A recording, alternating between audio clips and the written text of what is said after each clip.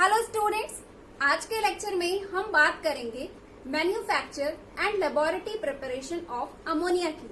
तो सबसे पहले हम लोग बात करते हैं अमोनिया के मैन्युफैक्चर के हैबर्स प्रोसेस की। हैबर्स प्रोसेस जो कि अमोनिया के फॉर्मेशन का, अमोनिया के मैन्युफैक्चर का सबसे फेमस मेथड है। पहली बात ये समझिए कि इस प्रोसेस के अंदर आपको दो चीजें समझनी है। पहली चीज तो ये कि अमोनिया के ज्यादा से ज्यादा मात्रा में प्रिपरेशन के लिए हमें किन किन रिएक्शन कंडीशंस का ध्यान देना होगा। पहली चीज तो ये कि पूरी रिएक्शन कंडीशन को समझनी है, और दूसरी चीज इस डायग्राम की मदद से हमें ये समझना है कि इंडस्ट्री में, प्लांट में जब अमोनिया का फॉर्मेशन किया जाता है तो किस किस स्टेप को फॉलो किया जाता है, इन सारी बातों को। तो पहले हम लोग बात कर लेते हैं रिएक्शन कंडीशन की। देखिए, रिएक्शन कंडीशन को यहाँ से समझिए। सबसे पहले हम लोग बात करेंगे टेम्परेचर की, कि हम ज्यादा से ज्यादा मात्रा में अमोनिया के प्रिपरेशन के लिए, अमोनिया के फॉर्मेशन के लिए किस तरह का टेम्परेचर रखें। ओके, देखिए यहाँ पे क्या है, हमारे पास अमोनिया के फॉर्मेशन का आप देख सकते हो रिएक्शन है। यहाँ पर आप देख सकते हो मैंने यहाँ पर साइन लगाया है रिवर्सिबल रिएक्शन का। रिवर्सिबल रिएक्शन का क्या मतलब होता है? रिवर्सिबल रिएक्शन का मतलब ये होता है कि रिएक्शन जो है वो दोनों डायरेक्शन में चल रही है, फॉरवर्ड डायरेक्शन में भी और बैकवर्ड डायरेक्शन में भी। फॉरवर्ड डायरेक्शन का मतलब ये है कि यहाँ पे नाइट्रोजन और हाइड्रोजन रिएक्शन करके अमोनिया का फॉर्मेशन कर रहे हैं, और वहीं बैकवर्ड डायरेक्शन का सेंस ये है कि अमोनिया वापस से इस पे ब्रेक हो रहा है, नाइट्रोजन और हाइड्रोजन में ब्रेक हो रहा है। ओके, तो रिएक्शन तो दोनों डायरेक्शन में चलती है। मेरे कहने का ये मतलब है कि जब हम अमोनिया का फॉर्मेशन कर रहे होते हैं तो उस दौरान रिएक्शन होती है रिवर्सिबल, यानी कि रिएक्शन दोनों डायरेक्शन में चल रही होती है। लेकिन हमें क्या करना है, हमें यहाँ पे ज्यादा से ज्यादा मात्रा में अमोनिया बनाना है। अब ज्यादा से ज्यादा मात्रा में अमोनिया बनाने के लिए हमें ये ध्यान देना होगा कि हम रिएक्शन को फॉरवर्ड डायरेक्शन में फास्ट कर दें और बैकवर्ड डायरेक्शन में स्लो कर दें, है ना। तो ये जो रिएक्शन कंडीशन वाली बात मैंने बोली वो इसीलिए बोली कि हमें क्या करना है, रिएक्शन को फॉरवर्ड डायरेक्शन में फास्ट करना है ना। तो अब देखिए कि रिएक्शन को फॉरवर्ड डायरेक्शन में फास्ट करने के लिए हमें किस तरह का टेम्परेचर रखना होगा और क्यों। आप यहाँ पर देख सकते हैं कि इस साइड पर मैंने, यानी कि फॉरवर्ड साइड पर मैंने मेंशन किया है डेल्टा एच की वैल्यू को। डेल्टा एच यानी कि एंथैल्पी, एंथैल्पी की वैल्यू यहाँ पर आप देख सकते हो नेगेटिव में। तो जब किसी रिएक्शन के लिए जब डेल्टा एच की वैल्यू नेगेटिव होती है तो उसका ये मतलब है कि रिएक्शन जो है वो एक्सोथर्मिक है। अब यहाँ पे फॉरवर्ड डायरेक्शन में डेल्टा एच की वैल्यू नेगेटिव है, तो इसका मतलब ये है कि फॉरवर्ड डायरेक्शन में रिएक्शन एक्सोथर्मिक चल रही है। अब एक्सोथर्मिक रिएक्शन का क्या मतलब होता है? एक्सोथर्मिक रिएक्शन का मतलब होता है कि ऐसे रिएक्शन जिसमें से हीट इवॉल्व हो रही हो। हीट इवॉल्व होने का मतलब हीट रिलीज हो रही है। मेरे कहने का ये मतलब है कि जब आप अमोनिया का फॉर्मेशन कर रहे हैं, तो जब अमोनिया बन रही है तो उस दौरान हीट जो है रिएक्शन से रिलीज हो रहा है। अब रिएक्शन से हीट रिलीज हो रहा है तो इसका क्या मतलब है? हीट रिलीज हो रहा है तो इसका सीधा सीधा ये मतलब है कि अमोनिया का फॉर्मेशन जो है वो लेस टेम्परेचर पे हो रहा है ना। इसके फॉर्मेशन के लिए लेस हीट की रिक्वायरमेंट है ना। इतना क्लियर? तो अब जब अमोनिया के फॉर्मेशन के लिए लेस हीट की रिक्वायरमेंट है तो हमें क्या करना चाहिए? हमें टेम्परेचर को लो रखना चाहिए, है ना। अगर हम लोग टेम्परेचर लो रखेंगे तो क्या होगा, जो फॉरवर्ड रिएक्शन है उसका रेट फास्ट हो जाएगा और अमोनिया का फॉर्मेशन ज्यादा मात्रा में होगा। ओके, तो इसलिए हम लोग टेम्परेचर यहाँ पर लो रखते हैं। पहला पॉइंट क्लियर हो गया कि टेम्परेचर लो रखना है। चलिए अब प्रेशर के बारे में बात करते हैं। प्रेशर समझिए, यहाँ पर आप देखिए कि यहाँ पे क्या है, N2 आप देख सकते हो। N2 को अगर हम लोग एज ए मोल देखें यहाँ पे तो कितना है, 1 मोल। हाइड्रोजन की बात करें तो कितना है, 3, है ना। तो टोटल इधर कितने हैं, 4 मोल्स। और अमोनिया कितना बन रहा है, 2 मोल्स। तो अगर हम वॉल्यूम को चेक करें, वॉल्यूम को डिस्कस करें तो इधर क्या है, इधर हाई वॉल्यूम है और इधर क्या है, इधर लो वॉल्यूम है ना।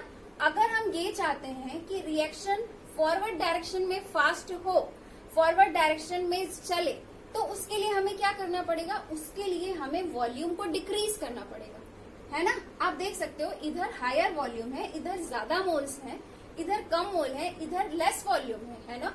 तो इस डायरेक्शन में फास्ट करने के लिए हमें क्या करना पड़ेगा, वॉल्यूम को डिक्रीज करना पड़ेगा, हाई वॉल्यूम से लेस वॉल्यूम की तरफ रिएक्शन को ले जाना होगा। तो अब जब हमें वॉल्यूम को कम करना है, वॉल्यूम को डिक्रीज करना है, तो उसके लिए हमें क्या करना पड़ेगा, उसके लिए हमें प्रेशर को हाई करना पड़ेगा, है ना। अगर हम यहाँ पे क्या करें कि प्रेशर को हाई कर दें, ये जो गैसेस हैं उनको प्रेस कर दें, प्रेशर को हाई कर दें, तो क्या होगा, वॉल्यूम डिक्रीज हो जाएगा। और जब वॉल्यूम डिक्रीज होगा तो रिएक्शन किस डायरेक्शन में फास्ट हो जाएगी, फॉरवर्ड डायरेक्शन में फास्ट हो जाएगी, जिससे अमोनिया की यील्ड जो है वो मैक्सिमम अमाउंट में होगी। ओके, तो प्रेशर हाई होगा, ये चीज आपका क्लियर, दोनों रिएक्शन कंडीशन क्लियर हो गया। ओके, चलिए अब आगे की बात करते हैं। आगे की बात ये है कि हैबर प्रोसेस में जब अमोनिया का फॉर्मेशन किया जाता है तो इस प्रोसेस के दौरान जो कैटलिस्ट यूज होता है वो आपका है आयरन विथ मोलिब्डेनम। आयरन यहाँ पे मेन कैटलिस्ट है, मोलिब्डेनम जो है वो इसका सहायक कैटलिस्ट है। ये इसके लिए प्रमोटर का काम करता है, ये आयरन की रिएक्टिविटी को बढ़ा देता है, आयरन की कार्य क्षमता को बढ़ा देता है, जिससे रिएक्शन क्या हो, फास्ट हो और ज्यादा से ज्यादा मात्रा में अमोनिया का फॉर्मेशन हो सके। चलिए, आपका ये रिएक्शन कंडीशन तो पूरा क्लियर हो गया होगा। अब हम लोग इस प्लांट को समझ लेते हैं, इस डायग्राम की मदद से ये समझ लेते हैं कि इंडस्ट्री में जिस प्लांट का यूज किया जाता है उसके अंदर किस तरह से प्रोसेसिंग करके अमोनिया का फॉर्मेशन किया जाता है। सबसे पहले ये समझिए कि यहाँ पे आप देख सकते हैं एक ट्यूब से नाइट्रोजन को पास किया जा रहा है और दूसरी ट्यूब से हाइड्रोजन को पास किया जा रहा है। यहाँ पे ध्यान देने वाली बात ये है कि नाइट्रोजन के और हाइड्रोजन के यदि हम रेशियो के बारे में बात करें तो इसका रेशियो होता है 1:3 का। दिस मीन्स कि हाइड्रोजन जो है वो नाइट्रोजन के 3 गुना अमाउंट में ली जाती है। आप यहाँ पर भी देख सकते हैं N2 + 3H2 है, हाइड्रोजन उसका 3 गुना है। ओके, इतना क्लियर। अब आगे की बात करते हैं। दोनों गैसों को यहाँ से पास किया गया तो ये इस ट्यूब को क्रॉस करते हुए पहुंच जाता है कम प्रेशर में। कम प्रेशर के अंदर काम कर रहा होता है हाई प्रेशर। जैसा कि आप जानते हैं कि यहाँ पे हमें हाई प्रेशर की नीड है, यहाँ पे प्रेशर हाई होता है। प्रेशर के हाई होने की वजह से ये जो 2 गैसेस आ रही हैं, ये गैसेस जो होती हैं वो कंप्रेस्ड हो जाती हैं। कंप्रेस्ड होकर इस ट्यूब को क्रॉस करते हुए ये पहुंच जाती है आपके कैटलिस्ट चैम्बर में। कैटलिस्ट चैम्बर में क्या प्रेजेंट है, कैटलिस्ट प्रेजेंट है। कैटलिस्ट के प्रेजेंस में नाइट्रोजन और हाइड्रोजन के बीच रिएक्शन स्टार्ट हो जाता है। नाइट्रोजन और हाइड्रोजन के बीच रिएक्शन स्टार्ट होता है और फॉर्मेशन होने लग जाता है अमोनिया का। अब एक चीज यहाँ पे भी समझिए, इस पॉइंट को नोट कर लीजिएगा कि यहाँ पे कैटलिस्ट चैम्बर के अंदर जब नाइट्रोजन और हाइड्रोजन के बीच रिएक्शन होता है तो फर्स्ट अटेम्प्ट में, यानी कि जैसे ही यहाँ पे नाइट्रोजन और हाइड्रोजन आया, अमोनिया का फॉर्मेशन हुआ, तो अमोनिया का सिर्फ 10% ही फॉर्मेशन हो पाता है। बाकी की 90% नाइट्रोजन और हाइड्रोजन जो है वो अनरिएक्टिव रह जाती है। कहने का मतलब ये है कि एक बार में ही कंप्लीट गैस नहीं रिएक्ट कर पाती, सिर्फ और सिर्फ 10% गैसेस ही आपस में रिएक्ट हो पाती हैं, सिर्फ 10% ही अमोनिया का फॉर्मेशन हो पाता है। इतना क्लियर। अब आगे देखिए, अब यहाँ पे जो 10% अमोनिया का फॉर्मेशन हो गया है वो 10% अमोनिया एंड जो 90% आपका नाइट्रोजन और हाइड्रोजन जो अनरिएक्टिव है वो तीनों ही यहाँ पे क्या करते हैं, इसे क्रॉस करते हुए पहुंच जाते हैं इस ट्यूब में। इस ट्यूब से आगे बढ़ते हुए ये पहुंचेगा कहाँ पर, रेफ्रिजरेटिंग कॉलम में। रेफ्रिजरेटिंग नाम से क्लियर है कि यहाँ पे टेम्परेचर क्या होगा, लो होगा, है ना। रेफ्रिजरेटर में क्या होता है, टेम्परेचर लो होता है ना। तो यहाँ पे क्या होता है, टेम्परेचर लो होता है। टेम्परेचर लो होने की वजह से अमोनिया जो है वो लिक्विफाई हो जाती है, नाइट्रोजन और हाइड्रोजन लिक्विफाई नहीं हो पाता। अब आप पूछेंगे कि ऐसा क्यों होता है, यहाँ पे तो टेम्परेचर लो है तो नाइट्रोजन और हाइड्रोजन क्यों लिक्विफाई नहीं हो रहा है, अमोनिया अकेले क्यों लिक्विफाई हो रही है। तो मैं आपको बताना चाहती हूँ कि आपको अच्छे से पता है, मैं आपको पढ़ा चुकी हूँ कि अमोनिया के जो मॉलिक्यूल्स होते हैं इनके बीच में क्या होता है, इनके बीच में होता है हाइड्रोजन बॉन्डिंग, है ना। अमोनिया के मॉलिक्यूल्स के बीच होता है हाइड्रोजन बॉन्डिंग। हाइड्रोजन बॉन्डिंग होने की वजह से जो अमोनिया के मॉलिक्यूल्स होते हैं वो पास पास होते हैं, है ना। और जबकि नाइट्रोजन और हाइड्रोजन की बात करें तो वो क्या है, वो तो हल्की गैसेस हैं, एक तो उनका साइज भी अमोनिया के कंपेयर में छोटा है, तो वो तो दूर दूर रहेंगी।